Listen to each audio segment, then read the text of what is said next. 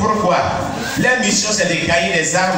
Leur mission principale, ce qui les caractérise principalement, c'est de gagner les âmes non converties, les envoyer à Jésus pour le salut de leur âme. Aussi, lorsqu'ils sont en face des chrétiens, les exhorter à se repentir des péchés et de toute iniquité, à vivre dans la sainteté pour ne pas rater le ciel. Car ils ont su le mandat de pouvoir prêcher que l'enfer existe et le paradis existe. Ils avertissent les gens. Ils les amènent à la repentance. Ils les amènent vraiment à la sainteté. Ils les amènent vraiment à garder à l'esprit qu'ils doivent vivre dans la sanctification pour hériter le royaume des cieux. Ils travaillent ensemble avec les apôtres pour établir une église. Actes chapitre 8, versets 4 à 25. Actes chapitre 8, versets 4 à 25.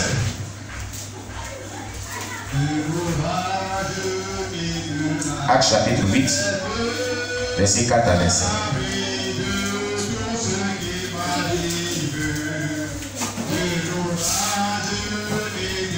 Il est dit: ceux qui avaient été dispersés allaient de lieu en lieu, annonçant la bonne nouvelle de la parole. Philippe étant descendu dans la ville de Samarie, prêcha le Christ. Les foules tout entières étaient attentives à ce que disait Philippe lorsqu'elle apprit et vit les miracles qu'il faisait. Car des esprits impurs sortis de plusieurs démoniaques, en poussant des grands cris, et beaucoup de paralytiques et de boiteux furent guéris.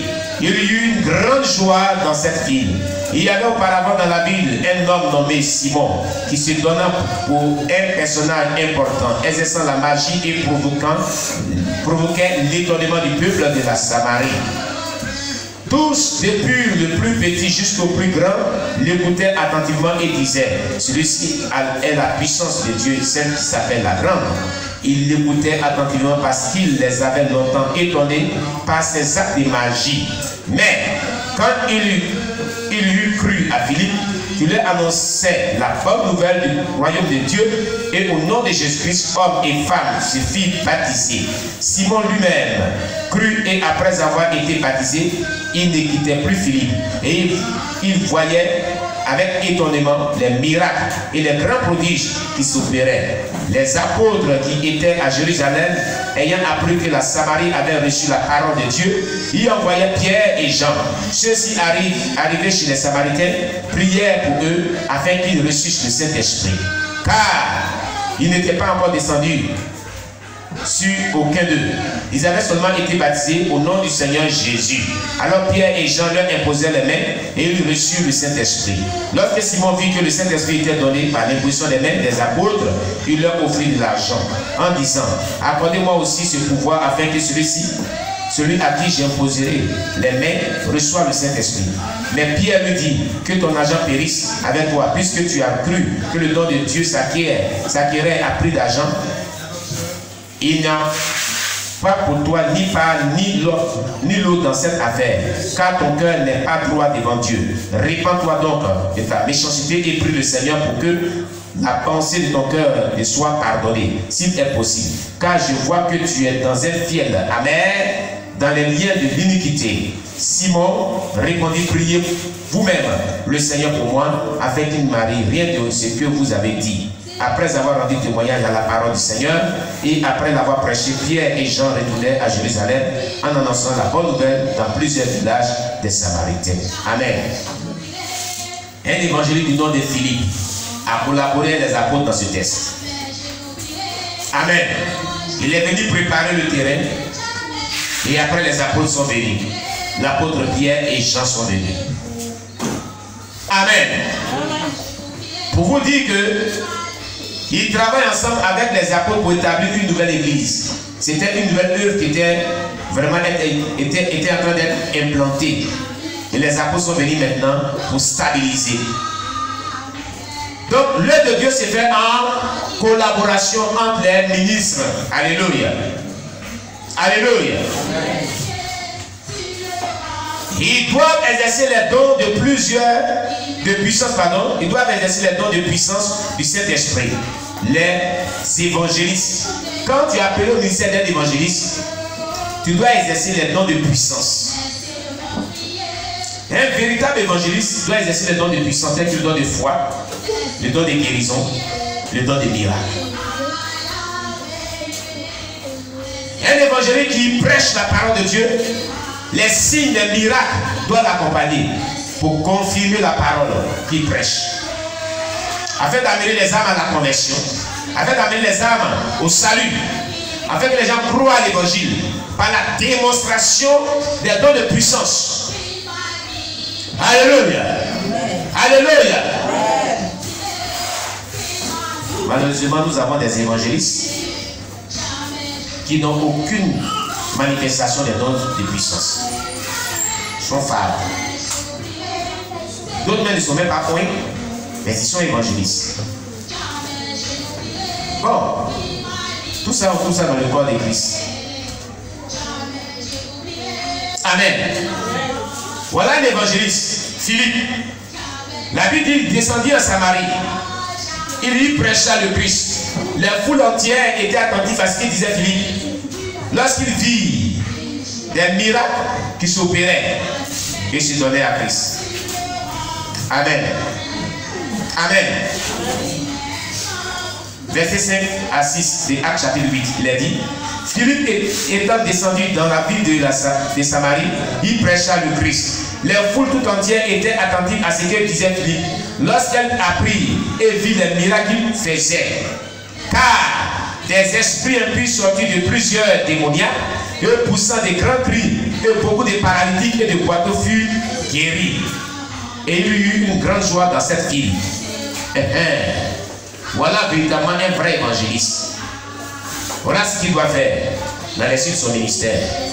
Quand vous êtes un évangéliste, quand vous prêchez l'évangile, des signes, des miracles doivent l'accompagner. Alléluia. Des guérisons doivent s'opérer. Des démoniaques doivent être délivrés. Des révélations, des paroles de connaissance, même des prophéties doivent être livrées. La grâce de la manifestation des dons de puissance doit accompagner l'évangile que vous prêchez. C'est ce qui doit vous caractériser. Alléluia. Mais aujourd'hui, nous avons des évangélistes et tous ces dons de puissance, on ne les voit pas. On a vu la dernière fois, Philippe était diacre. Sélectionné parmi les diacres. Il était diacre, et après, Dieu l'a amené à exercer une ministère d'évangéliste. Dans l'art du leadership, on a eu ça la dernière fois. Amen. Selon sa progression spirituelle. Amen, amen. Actes chapitre 8, verset 6. On vient de voir cela. 1 Corinthiens 12, verset 28 à 29. On va lire 1 Corinthiens chapitre 12, verset 28 à 29.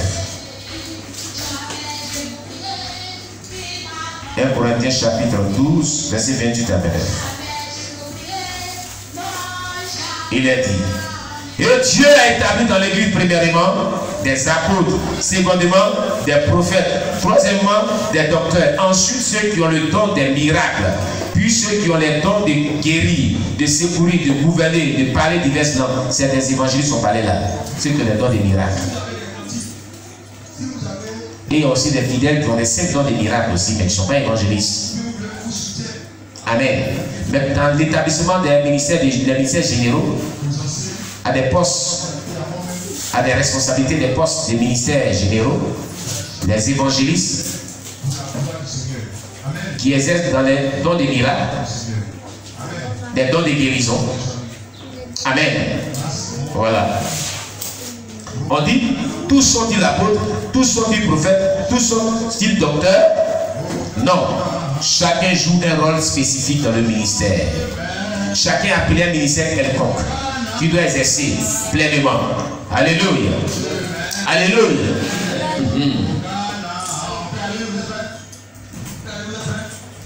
Mais il y a des personnes qui disent qu'ils sont évangélistes et qui n'exercent pas les dons de puissance. Nous nous demandons quel genre d'évangélistes ils sont. Amen. Il va falloir que ces personnes revoient leur position et peut-être qu'ils se consacrent encore davantage. Ce sont des faiseurs des miracles. Les évangélistes. Des faiseurs de miracles. C'est qui caractérise les ministères. Ils exercent dans des miracles. Dieu nous bénisse. Bien-aimés, voilà ce qu'on pourrait dire aujourd'hui dans l'onction du Saint-Esprit, notre thème d'aujourd'hui. Dimanche prochain, nous verrons le ministère des pasteurs. Amen. Le ministère des pasteurs. Donc chaque dimanche, nous sommes en train de voir l'onction du Saint-Esprit. Amen, amen. Tu vas prier en fonction de tout ce que tu as compris. Élevons-nous, prions le Seigneur notre Dieu. Père éternel Dieu, nous te rendons grâce. Nous bénissons ton nom, pour ta parole qui est vie et esprit, qui est la source de restauration de notre foi. Sois élevé, Seigneur. Sois béni, notre Dieu. Sois exalté, mon Dieu, mon roi, pour ce message merveilleux que tu as bien voulu que nous recevons de toi. À toi la gloire, à toi la louange, à toi la magnificence de notre Dieu, au nom puissant de Jésus-Christ. Amen. Amen, amen. Voilà, nous allons louer le Seigneur. Nos mamans vont venir nous donner des cantiques de louange. On va louer le Seigneur, on se tient debout. Nous allons louer le Seigneur. On se tient debout. Nous allons louer le Seigneur. On se tient debout, on va louer le Seigneur.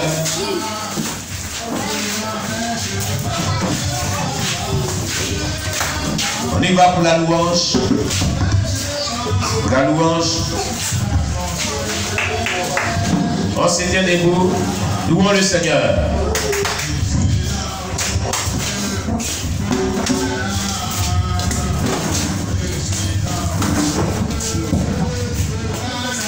Alléluia. Amen.